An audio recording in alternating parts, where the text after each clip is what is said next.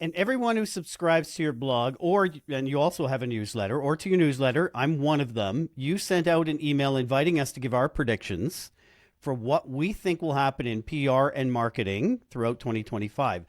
I did fill it out, and I don't know if my prognostication got to you. That's a separate thing, but yeah, I did.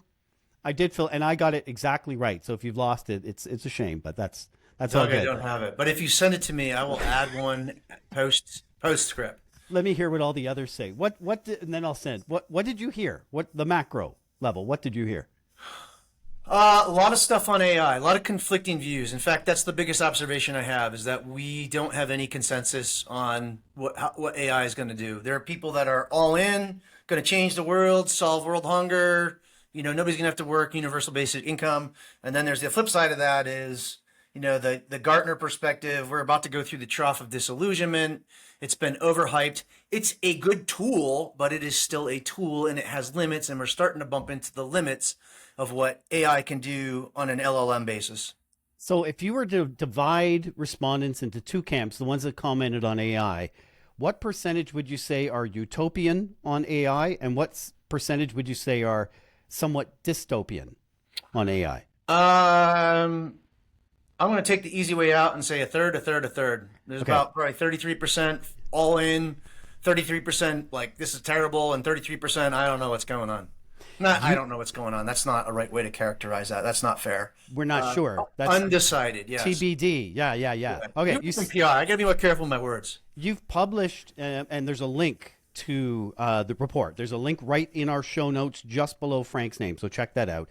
But you've sent me some of the comments that you received, and I've got a few here in my handy little. I'm going to read some of these to you. I'd love your take on some of this, if that works. Okay, so headline, The AI reckoning is coming.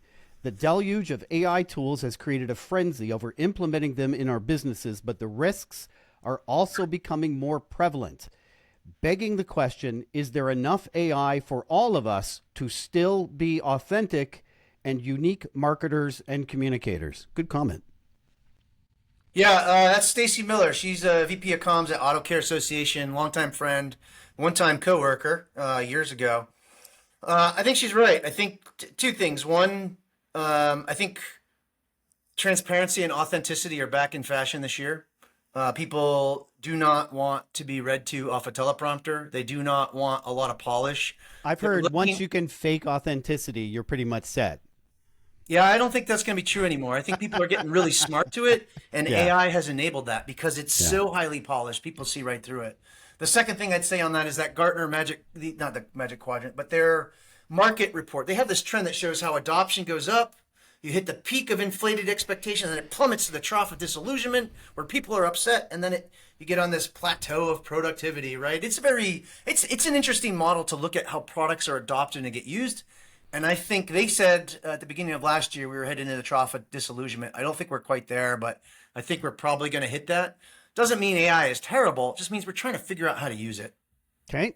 Another comment. Headline is transparency as a competitive advantage. While truth has forever been a core component of communications brands that prioritize the truth and transparency in 2025 will rise to the top. I don't disagree. I agree more with the portion that says there's absolutely nothing new about that. It's always been it's always been the case. So why are we talking about it now? Is it because there's so many tools to disillusion us that we're entrenching on the transparency thing? Yeah. That's Nikki Little, Senior VP at Franco. I think she's right. You're right, too. It hasn't been around. It's not new. It's been around forever. Yeah. But very few people do it. We're always trying to put our best face forward, right? We're always trying to gild the lily, so to speak. Yeah. I haven't heard that expression, but I'm buying it. It's really old. Okay. I'm going to skip to number 8. Human expertise. Oh, sorry. Go ahead. Yeah, no, go. No, go ahead. Okay. Human expertise may be expiring. That's the headline. Given the never-ending pressure to produce more content, because more content is exactly what every enterprise needs right now. I don't know if there's sarcasm in there. There may be, there may be not. The indexed web only contains only about 2.25 billion pages with total data volume growing by about half a zettabyte per day, and I'm lost on the Yeah. zettabyte, right? That's cool. Yeah. With less resources, budget and people, the temptation to rely increasingly on AI generated content will become overwhelming. I agree. That's my stamp.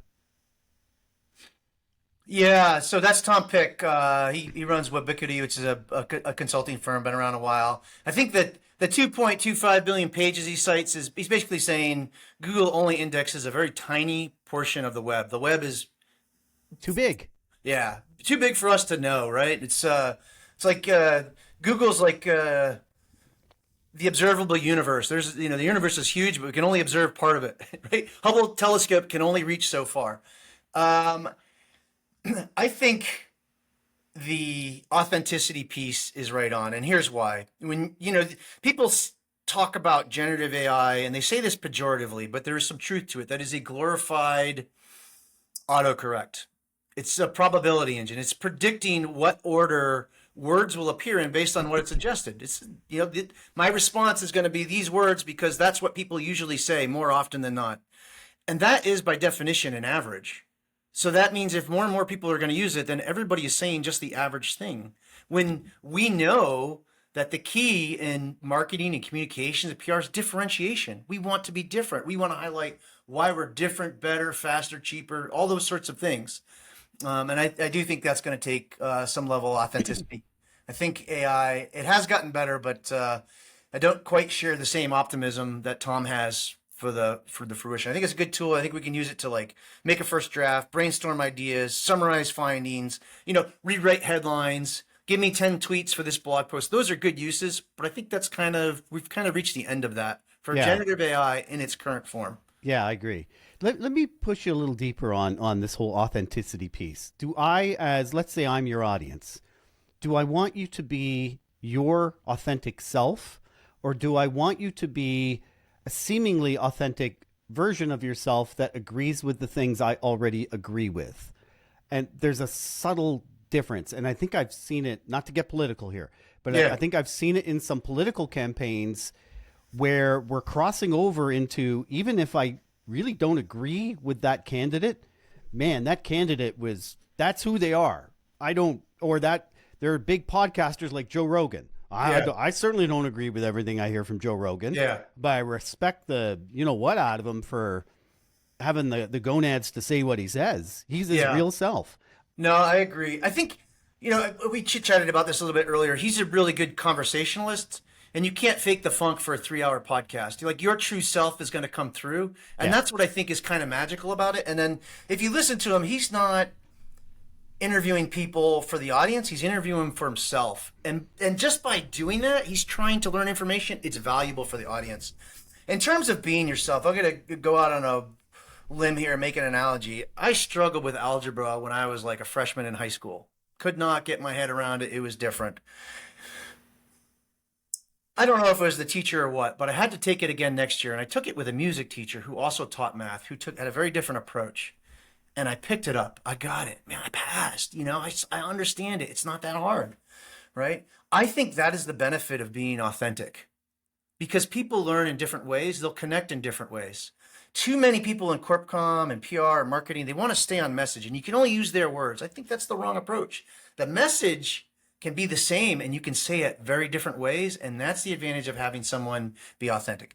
There are guardrails, right? You don't want someone going off the rails. You don't want someone, cussing. Like, look, common sense applies here, right? The litmus test. But I think we do want people to be authentic, to explain things in their way, because that's how you can reach and connect with an audience who may understand the way that that person is explaining it, where they didn't understand where the previous person had explained something.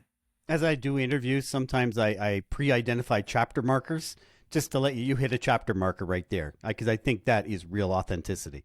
Okay, awesome. I'm going to do number 12 for the feedback. The headline is "The Role of Public Relations Gets Harder." Oh, good. Sadly, PR people will have to work even harder to distinguish themselves and their clients from the vast amount of lies and alternative facts that will be present. Good grief. You think I did this for a living or so? The alternative facts that will be present for, at minimum, the next 4 years. The bit of a political slant there, but that's cool. They have their say. but right, overcoming disinformation, incredibly hard. Yeah. 100%. So that's Peter Shankman. He probably doesn't need any introduction. His new sources of sources is the new hero. If you haven't heard that, yeah, I mean, I think he's right. Peter and I may not be completely aligned politically, but I think he's right about the information. Like, it's very easy to generate content with generative AI, and it doesn't have to be truthful. In fact, we know that it hallucinates, right? That gets lots of headlines. I think that's an anomaly. I think it's, outside the normal distribution. I think more often than not, it gets it right than it gets it wrong, but it's still the potential to happen without any malicious effort. If you put some malicious effort behind, that's a real problem for public relations and PR pros. And it doesn't have to be political. I've seen companies get into it. We were chit-chatting before the call. I'm not going to name any names, but there are two companies that I know in the intent data space that are in a bitter battle right now, and that they go back and say things back and forth, and that could be disinformation. Someone's might believe it, shape a view, shape an opinion. I mean, what are the hallmarks of propaganda? You say the same message over and over and over again until people start believing it. Yeah, absolutely. Okay, number 13, trust in influencers gets tested. I'm not going to read the full script here. This is a tone that's been happening the last few years. Yeah. And I wonder your thoughts on it, because there's different levels of influencer, right? There's the Hollywood influencer. Yeah. 100% agree. I think the Hollywood level influencer, there's big time doubt, because they don't walk among us. They perform for us. But I think the micro influencer, the influencer in my niche, there are some of them, like I want to record conversations with them, and I want to put them out on my podcast and generate transcripts from my conversations with them. So your thoughts? Yeah. Yeah, no, I agree with that. I definitely think there are levels. I'm with you on the actors. Like, they need to be in reality. I think that's true of politicians, and in many cases it's true of academics. They kind of get into this bubble. Like, you need to expose yourself to information you don't agree with just to keep it real. You don't have to agree with it, right? What is Aristotle's quote? What's the sign of intelligence when you can entertain an idea without necessarily accepting it? Something to that effect. I'm paraphrasing. But I think that's true here. I think if you're an influencer and you make a mistake because you're just accepting money, then people are going to doubt you. On the other hand, I think if you're an SME and your industry is overwhelmed with information, you can play a really important purpose. That's what an SME is supposed to do, is help you filter down the noise so you can create a short list. I run into this some of the times. I don't know if you know this, but I write about at least once a month all of the PR technology vendors. Not all of them, many of them. There are just more than I can absolutely get my head around. And I do that because I don't think anybody in the trades covers it with the depth and breadth that it needs, and technology is becoming more important to public relations. And I used to work for a vendor, so I think I have some expertise. Sometimes I get approached by vendors that want me to do PR work for them, and I'm super hesitant to do that because I don't want it to call into question my integrity or my credibility. If I did that, I'm not opposed to it. Look, you got to make money. We're all in business. I don't make money from writing those posts. That's a labor of love. And then you'd have to disclose it. Absolutely, got to be disclosure. It's a requirement from the FTC in our country, in the United States. And I just think it's the right thing to do. People ought to know what your ties are, what your affiliations are. And that goes for everything. If you're doing medical testing, if you're putting out research for supplements, journalists, everybody. Absolutely. Yep. It's refreshing to hear that attitude still exists, actually. And that comment, by the way, from Scott Rosenblum, president and founder from Level PR. Let's do one more. It's all about consistency. My prediction for 2025 is that forward-thinking businesses who understand AI-based search will put an emphasis on instituting a consistent public relations program.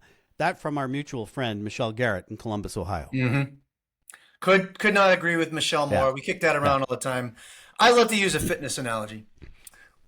If you take your whole team to the gym today, you're going to spend 1 hour in there. People are going to lift a certain amount of weight. They're going to run a certain amount of distance. They're going to have a certain level of energy burn, of calorie burn. And it's going to be finite. And it's not going to be a lot. And the next day they're going to be sore. But if they keep going back, if they're consistent, they will be able, as a team, to burn far more hours or far more calories in that hour than they were before, because they're in shape. They're going to lift more weight. They're going to run further. They're going to run faster. And the same is true with content. Everything from ideation to review and approval and publication. There's a whole process in there and you've got to get the team to exercise so that you can do that effectively. People in my world are always looking for scale. How are we going to scale? Let's do this at scale. Fast. Get your team in shape, put Yeah. some process in place. Doesn't mean the process doesn't have to trump the creative elements of it, but you got to have a process. You got to exercise it. And by the way, if you write the process down, you can also spot the problems and then go in and fix them. Things change. You get AI. Maybe the process doesn't work anymore. Maybe there's a role for AI in here. Proofreading, headline suggestion, whatever the case might be.